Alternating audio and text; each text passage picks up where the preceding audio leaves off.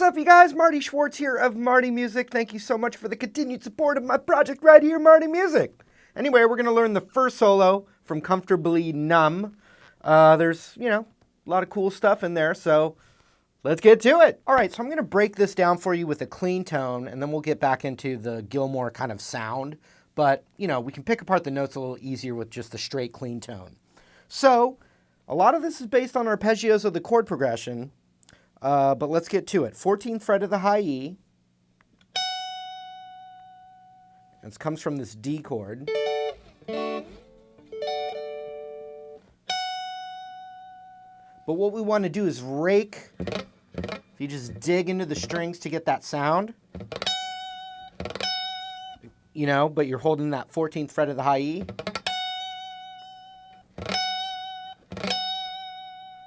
Very tasty. Then we're going to bend it up a half step and then back down. So. And to test your bending, you just want to hear the natural note of the fret that you're trying to bend up to, and then test your ear to it. And the more you do it, the better you get. So that's the natural pitch. And then you practice the bend.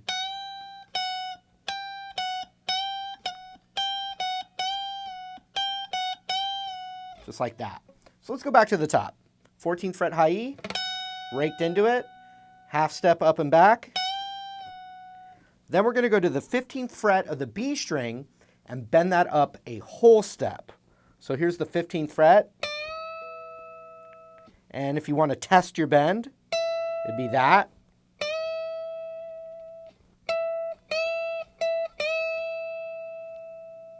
So 15 whole step bend. Then you're going to bring it back down natural, but that's going to be muted. You're not going to hear that. So you don't hear it come back down. So from the top.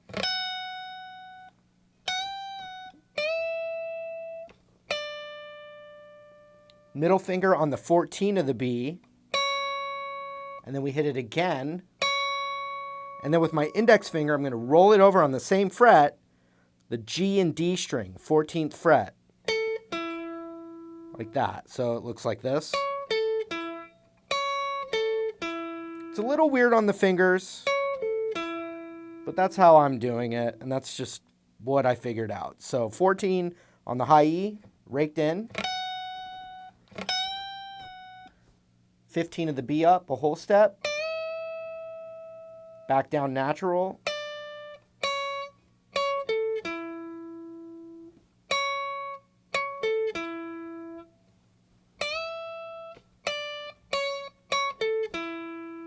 From the top.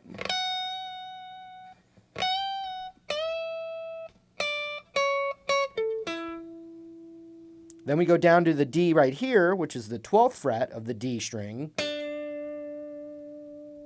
And there's going to be some whammy action coming up. And we're going to work on the fine details in a little bit. So we hit that, and then we're going to go right back to 14 of the high E, and we're going to bend it up a half step and back. And then the 15th fret whole step bend again. So it's like a theme. They're a little different, but very similar.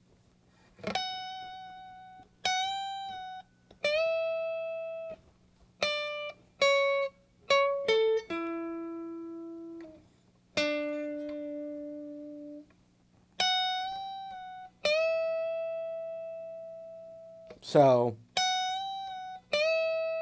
it's going to go back down natural again. So 15, middle finger on the 14 then.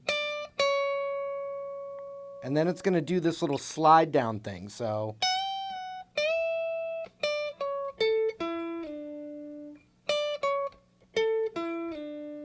So 15, 14, index on the 14 of the G rolled over just like before. Then we hit the D string on the 14 and we let it slide.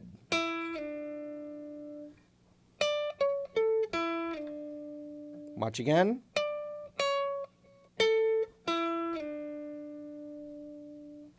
So let's do it from the top. Oh, sorry.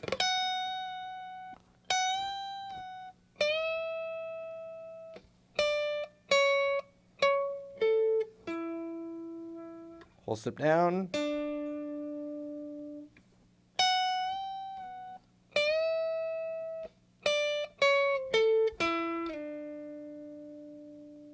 Okay, so we slid down to the 12th fret of the D. I'm going to then go a half step down to 11 and then pick that and slide. And I'm just sliding to 9 and then to 7. And I'm just doing it with one pick. I'm not positive with Mr. Gilmour on this, or Sir Gilmour. But, so check it out.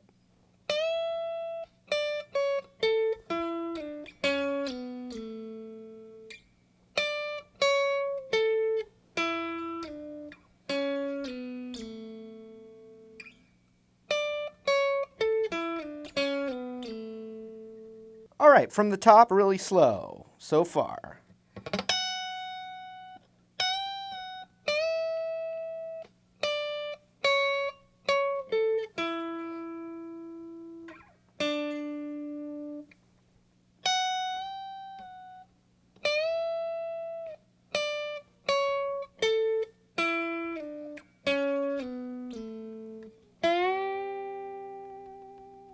So the next thing is very difficult but very Gilmour, right? So I think in the past I used my ear and I just went, and I've seen other people play it this way. But then I watched him play it live and he's actually bending the 9th fret of the G, a whole step and a half step. So he's bending it up to the 12th fret, the G natural note. So what I did was I just kept practicing this 9 to 7 on the D slide. So I'd do it one time that way to hear it, and then I'd practice the bend.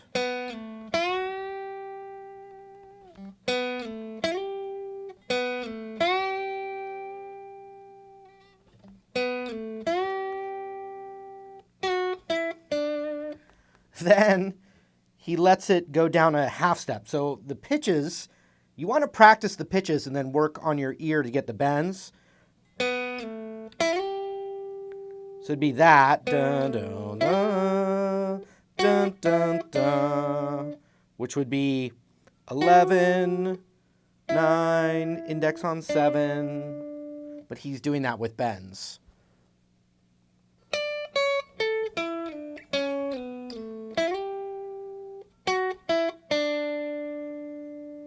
But you want to practice that.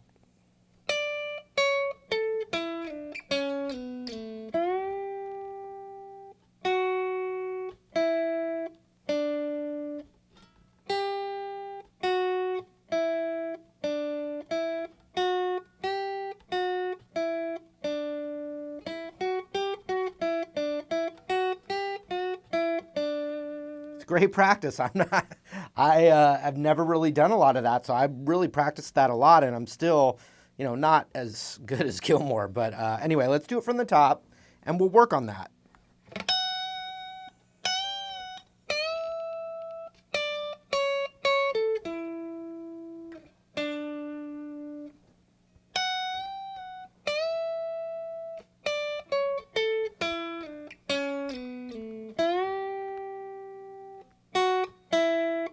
So it's a whole step, half step. And then what I found is you just barely let it go down. I was over relaxing to really get that half step. It's so subtle. So check it out. See that?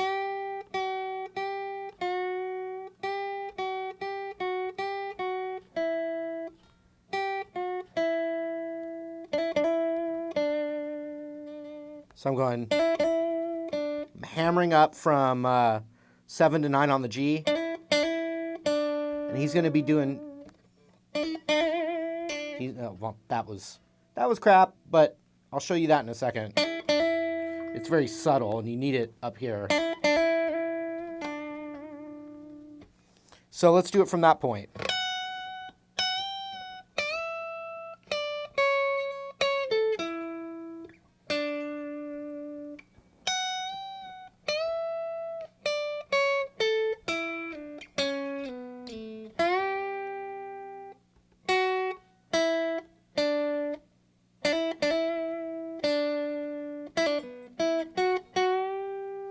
So the next thing is, and what we're doing is we're pulling off from 9 to 7 on the G, and then going to the 9 on the D.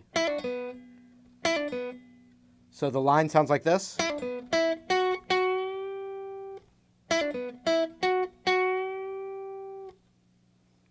Pull off, 9 on the D, and then I roll back the ring finger over to 9 on the G, then up to the 11, and then I bend that 11 up a half step, slowly.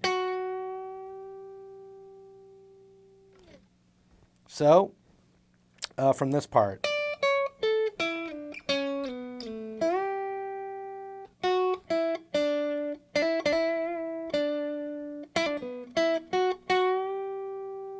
See that? So,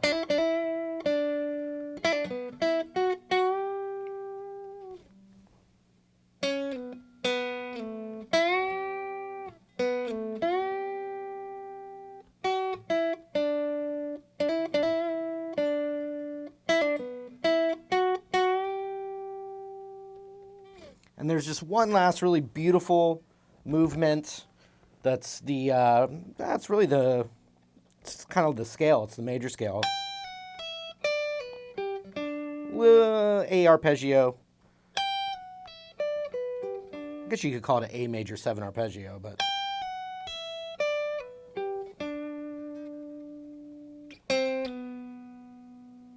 So it's going to be like this. You're going to go up to the 15 of the high E, and you're going to pull off to the 14, then the 12. And then you're going to move over to the B string and pull off from 15 to the 12 on that.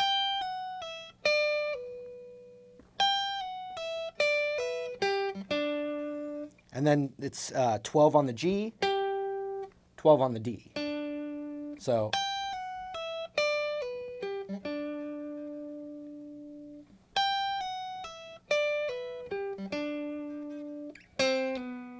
Ten, 9 on the D, slid. And then we're doing a little flicker kind of thing, so. Which is pulling off from 10 to 9, and then sliding down to 7. So.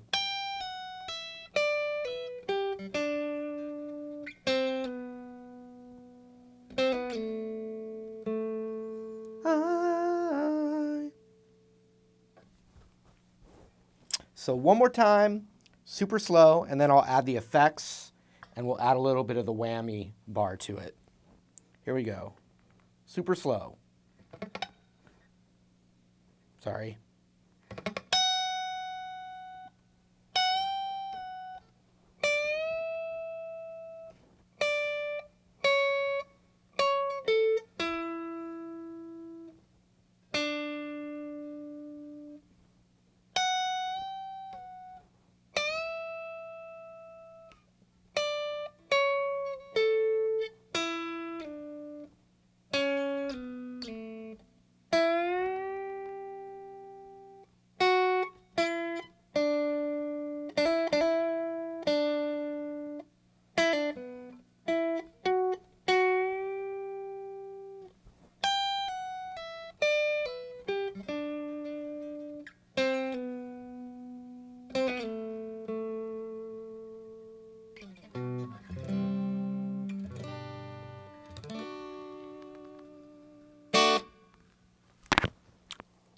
So now I'm going to add my delay and overdrive.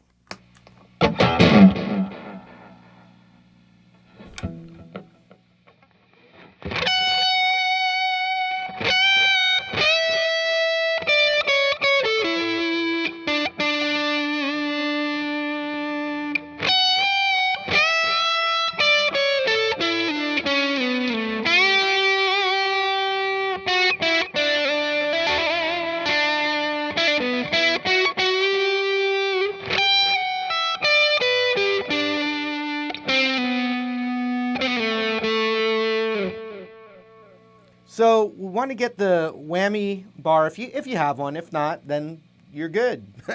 Just add some freaky vibrato. But, Gilmour uses it a lot for just a more intense and artistic sounding vibrato.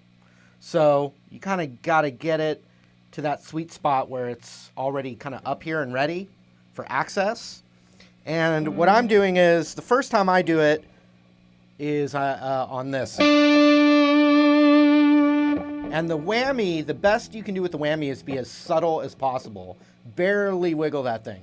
And it's up and down. It's not like this. It's like this. So, check it out.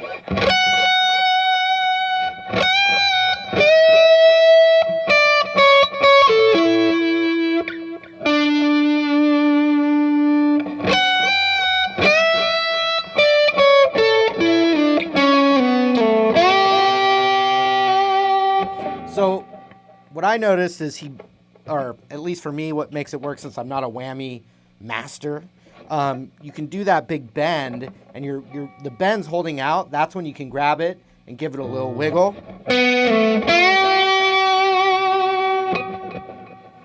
Have it ready.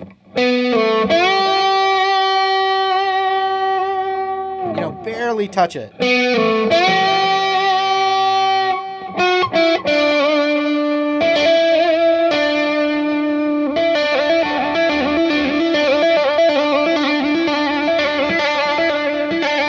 So, you can literally just give it a little love tap and you get some cool sounds. So,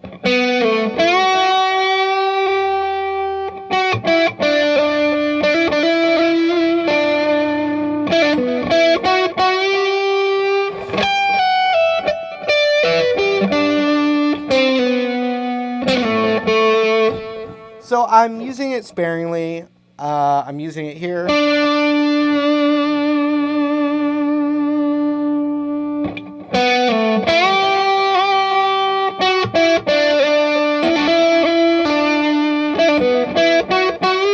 Oops.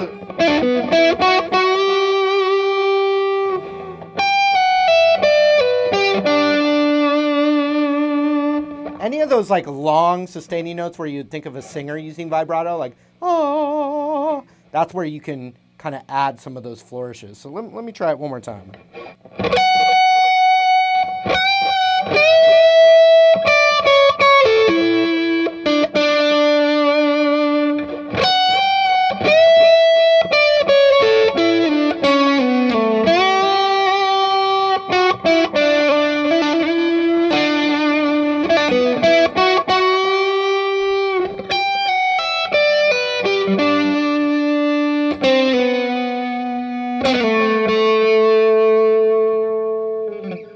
Hope you enjoyed that lesson. Every Friday is another technique or stylistic oriented lesson. So hopefully I'll see you next Friday for another one of these. I'm going to be doing the other solo as well, so hang tight for that. Also, when you sign my newsletter at martymusic.com, you get a free multi-hour long digital course. Not available anywhere else but Marty Music. And, it helps support my new thing here. So thank you so much, and we'll see you real soon.